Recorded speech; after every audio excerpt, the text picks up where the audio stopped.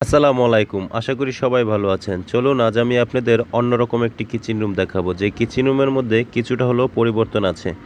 তার আগে বলে নেই এই কিচেন রুমের সাইজটি হচ্ছে এই দেওয়াল থেকে এই কোণা পর্যন্ত ৮ ফিট এবং এই কোণা থেকে এই কোণা পর্যন্ত ৭ ফিট। ৭ ফিট ইন্টু ৮ ফিট এই কিচেন রুমের সাইজটি।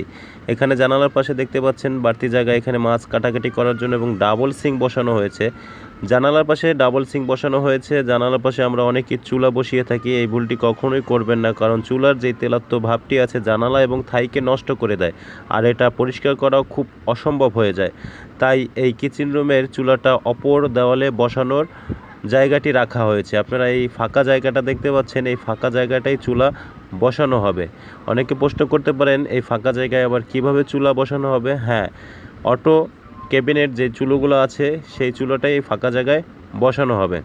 কিচেন রুমের কাজ এখনও অনেক কিছু বাকি আছে, ক্যাবিনেটের কাজ আরও অনেক কাজ এই কিচেন রুমে বাকি আছে।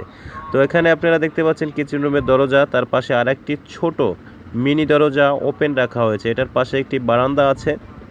তো আমি এই মিনি দরজা দিয়ে বেরিয়ে এখান দিয়ে ডাইনিং রুমে আসলাম।